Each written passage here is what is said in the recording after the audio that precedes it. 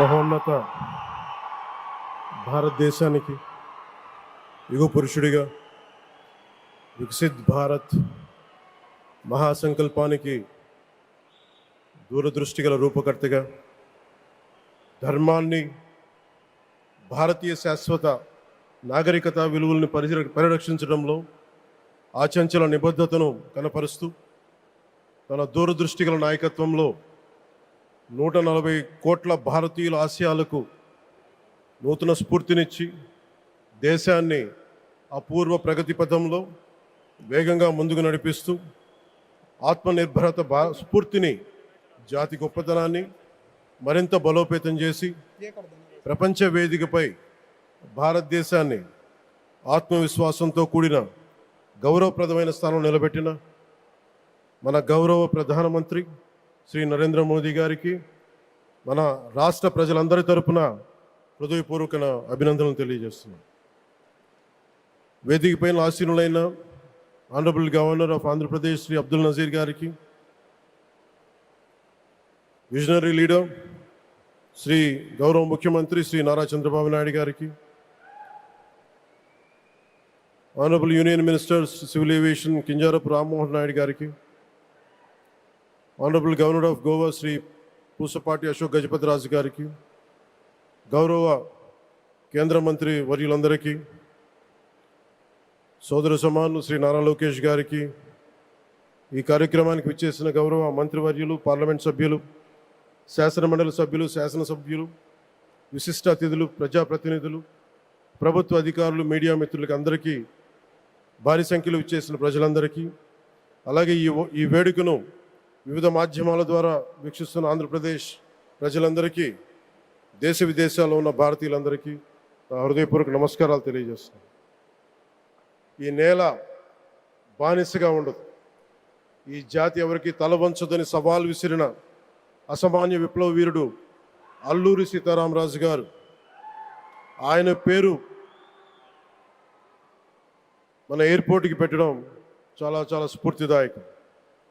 As we dedicate this airport to the people, one thought comes to my mind: Alluri స్ఫూర్తి రెక్కలపై ప్రపంచాన్ని చేరే ఆంధ్రప్రదేశ్.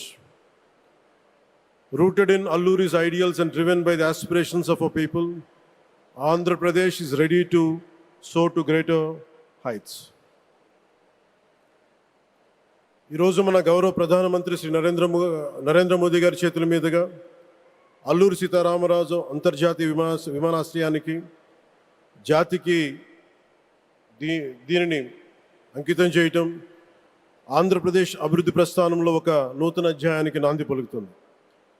మోదీ గారి నాయకత్వంలో ఈరోజు 17,435 కోట్ల విలువైన అభివృద్ధి కార్యక్రమాలు ప్రజలకి అంకితం కావడం, అలాగే national highway projects, energy infrastructure ప్రాజెక్టులో ప్రారంభోత్సవాలు, శంకుస్థాపనలు జరగడం మన రాష్ట్ర అభివృద్ధిలో చాలా కీలకమైన ఘట్టం. ఈ ప్రాజెక్ట్స్ కనెక్టివిటీని బలోపేతం చేయడం కాదు,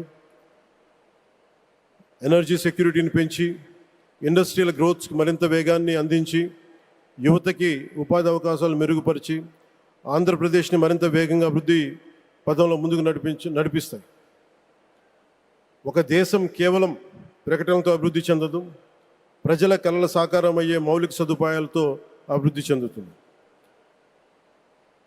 so honourable Modiji, your vision of Viksit Bharat and Atmanirbhar Bharat is transforming the nation across every sector, from highways to railways, from ports to airports, from digital infrastructure to defense, manufacturing and renewable energy.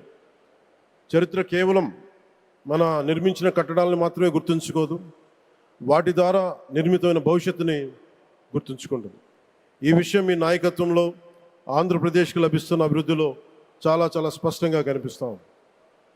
ఇదివరకే విశాఖపట్నంలో 2 లక్షల కోట్ల పైగా పెట్టుబడులు, అందులో NTPC green hydrogen hub, జాతీయ రహదారులు, railway ప్రాజెక్టులు, అలాగే అమరావతి కోసం 50,000 కోట్ల పెట్టుబడులు, రాయలసీమ అభివృద్ధికి 13,400 కోట్ల ప్రాజెక్టులు మన రాష్ట్ర అభివృద్ధికి బలమైన పునాది వేస్తున్నాయి. South Coast railway zone at Visakhapatnam ఏర్పాటు ద్వారా ఆంధ్రప్రదేశ్ ప్రజల చిరకాల ఆకాంక్షను సాకారం చేస్తుంది. ఈ కార్యక్రమాలు మరిన్ని పెట్టుబడులు ఆకర్షించడంతో పాటు ప్రత్యక్షంగా పరోక్షంగా 20 లక్షల పైగా ఉపాధి అవకాశాలను సృష్టించి స్టేట్ ఇన్ఫ్రాస్ట్రక్చర్ని మరింత బలోపేతం చేస్తూ ఆర్థికాభివృద్ధికి మరింత బలాన్ని అందిస్తున్నాయి. అలాగే గౌరవ చంద్రబాబు నాయుడు గారి నాయకత్వంలో, ఆయన మార్గదర్శకత్వంలో, వారి నాయకత్వంలో ఆంధ్రప్రదేశ్ దేశంలోని అగ్రగామి రాష్ట్రంగా అవతరిస్తూ ఉంది. ప్రత్యేకించి ఈ విమానాశ్రయానికి అల్లూరి సీతారామరాజు గారి పేరు పెట్టడం ఆ మహావీరుడికి నివాళి మాత్రమే కాదు, ఆయన ఆశయాలను, ఆయన స్ఫూర్తిని భావితరాలకు అందించే చాలా చాలా గొప్ప నిర్ణయం. జి మల్లికార్జునరావు గారు, జిఎంఆర్, అందరూ ప్రేమగా పిలుచుకున్న జిఎంఆర్ గారు, వారు దీన్ని కట్టడం, శ్రీకాకుళం జిల్లా నుంచి వచ్చి, రాజాం నుంచి వచ్చి శ్రీకాకుళం వెనుకబాటుతనానికి ఆయన కృషిని ట్రస్టుల ద్వారా అందిస్తూ ఆయన నేతృత్వంలో, ఆయన నాయకత్వంలో ఎయిర్పోర్ట్ నిర్మించడం మనందరికీ చాలా చాలా గర్వకారణం. ఈ సందర్భంగా మనందరం ఒక నిర్ణయం తీసుకోవాలి. పండ్లున్న చెట్టుకే రాళ్ళు వేస్తారంట. కష్టపడే కుటుంబ సభ్యుడు, తండ్రి కావచ్చు, పెద్ద కొడుకు కావచ్చు, అందరూ అతని మీద పడతారు. నువ్వు ఎక్కువ కష్టపడు, ఎక్కువ తిట్లు తింటావు. అలాంటిది మనం ఎలాంటి పరిస్థితుల నుంచి వచ్చాం? భారతదేశం ఒక పరిస్థితిలో బంగారాన్ని కూడా తాకట్టు పెట్టుకునే పరిస్థితి వచ్చింది. అలాంటి పరిస్థితుల నుంచి దశాబ్దం పైనుంచి మూడోసారి ప్రధానమంత్రిగా ఆయన ఈ రోజున మన దేశాన్ని నడిపిస్తూ ఉన్నారు. అలాంటి ప్రధానమంత్రిని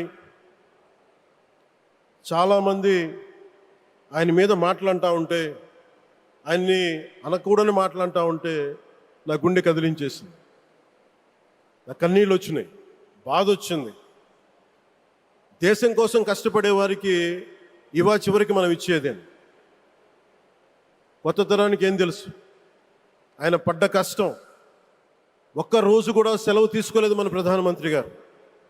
ఈరోజు పెట్టుబడులు వస్తున్నాయి మనకి, ఒక్కరోజు కూడా సెలవు తీసుకోలేదు.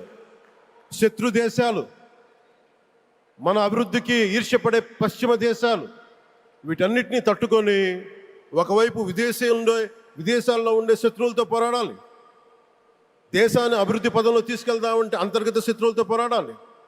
అలాంటి వ్యక్తికి మనం ఇవ్వగలిగేది కేవలం మేమున్నాం మీ వెంట, మీ మీద మాట పడితే అది మా మీద పడ్డట్టే, అదే మనం వారికి ఇవ్వాల్సింది.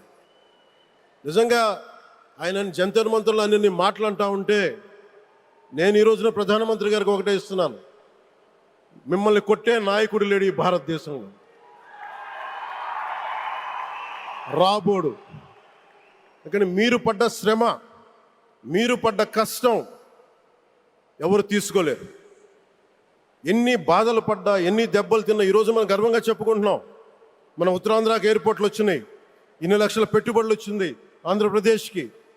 కానీ ఇవన్నీ తట్టుకొని చెయ్యాలి అంటే 144 కోట్ల తాలూకు ప్రజల ఆకాంక్షల్ని ఎంతోమంది వెనక్కి లాగుతున్నా, ఒకళ్ళు ముందుకు తీసుకెళ్లాలంటే ఎంతమంది తిడుతున్నా, విమర్శిస్తున్నా తీసుకెళ్తున్నారంటే ఒకే ఒక్క నాయకుడు, ప్రధానమంత్రి శ్రీ నరేంద్ర మోదీ గారు. నేను ఎందుకు తపన పడ్డాను, నేను అలయన్స్ కోసం ఎందుకు తపన పడ్డాను, మీ నాయకత్వం మాకు కావాలి ఎందుకు తపన పడ్డానంటే, ఈరోజు ఎయిర్పోర్ట్ ఆపేశారు. ఒక చిన్నపాటి ఎర్ర బస్సు కూడా రాని చోట ఎయిర్పోర్ట్ అవసరం లేదన్న వ్యక్తులకి సమాధానం ఇదే.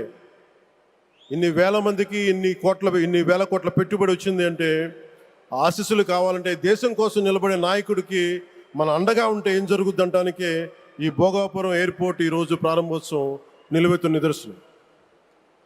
ముఖ్యంగా 25 సంవత్సరాలు లోబడి ఉన్న పిల్లలున్న ప్రతి ఒక్కరికి కూడా నేను ఈ సందర్భంగా తెలియజేస్తున్నాను, పిల్లల్ని సరైన దారిలో పెట్టడం, సరైన సంస్కారాలు నేర్పించడం చాలా చాలా అవసరం. ఈరోజు పొద్దున్నే ప్రధానమంత్రి గారి స్టేట్మెంట్ చూశాను. ఆయన తిట్టిన ఎన్ని దూషించారో వారిని కూడా పెద్ద మనసుతోటి క్షమించారు ఆయన. అలాంటి ప్రధానమంత్రి గారికి మీ పాదాలకు నేను నమస్కారం తెలియజేస్తున్నాను. నిజంగా మీ ఉన్నతి, మీ ఔన్నత్యం ఈరోజు చాలా చాలా స్ఫూర్తిదాయకం.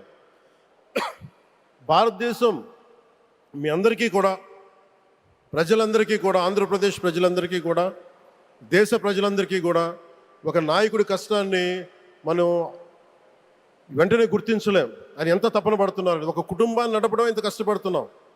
140 కోట్ల మంది ప్రజలు నడపడం ఎంత ఆషామాషి వ్యవహారం కాదు. ముందుకు తీసుకెళ్లే నాయకుడికి తెలుస్తుంది. అలాంటి వ్యక్తికి మనం ఏమి ఇవ్వగలం? దేశాన్ని నడిపించడం అంటే రామకార్యం లాంటిది. హనుమంతుడు లంకకు లంఘించినప్పుడు అనేక అవంతరాలు వచ్చినాయి, అనేక అడ్డంకులు వచ్చినాయి. రామకార్యం చాలా గొప్పది. అలాగే ఈరోజు ప్రధానమంత్రి గారు దేశాన్ని ముందుకు నడిపించేది బృహత్కార్యం, చాలా మహాకార్యం అది. అలాంటి వ్యక్తికి మనం ఇవ్వగలిగేది, హనుమంతుడికి మనం ఏమి ఇవ్వగలం? నువ్వెంత గొప్పగా లంఘించావు, ఎంత కష్టపడ్డావు. ఏ దేవతకైనా ఇవ్వాల్సిన స్తుతే. వాళ్ళు మన నుంచి ఏమి కోరుకోరు. ఒక తల్లిదండ్రులకి మనం ఏం కోరుకోరు. అమ్మ నువ్వు మా కోసం కష్టపడ్డావు, నాన్న నువ్వు మా కోసం కష్టపడ్డావు అని. అలాగే ఈ దేశ ప్రధానికి, సెలవు తీసుకోకుండా పనిచేస్తున్న ఈ దేశ ప్రధానికి మనం ఇవ్వగలిగేది, మీరు మా కోసం ఎంత కష్టపడ్డారు, మీరు మా కోసం నిరంతరం ఎంత శ్రమ తీసుకున్నారని చెప్పడమే మనందరి కర్తవ్యం. అలాంటి గౌరవ ప్రధానమంత్రి గారికి మనస్ఫూర్తిగా మీరు అనుకున్నంత కాలం అధికారం మీరు వద్దంటే వదలాలి, కానీ అధికారం మీ చేతుల్లోనే ఉంటుంది. దానికి మేమందరం నిరంతరం కృషి చేస్తామని తెలియజేసుకుంటూ, భారతమాత ముద్దుబిడ్డ మన ప్రధానమంత్రి నరేంద్ర మోదీ గారికి ధన్యవాదాలు తెలుపుకుంటూ, ఒక్కసారి ఆయనకి ఇవ్వగలిగేది భారత్ మాతకి జయజయలు చెప్పుకుంటూ సెలవు తీసుకున్నాను. భారత్ మాతాకి. గౌరవ ప్రధానమంత్రి గారికి మరోమారు ధన్యవాదాలు తెలుపుకుంటూ, మీ ఆశీస్సులు మా అందరికీ కావాలి, రాష్ట్రానికి కావాలని తెలియజేసుకుని సెలవు తీసుకున్నాను. జై భారత్ అండ్ జై హింద్.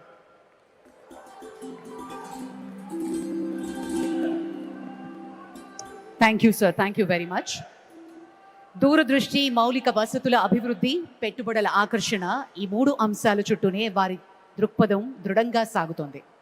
ఆంధ్రప్రదేశ్ను దేశంలోనే అత్యంత వేగంగా అభివృద్ధి చెందుతున్న రాష్ట్రంగా తీర్చిదిద్దాలి అన్నది వారి లక్ష్యం.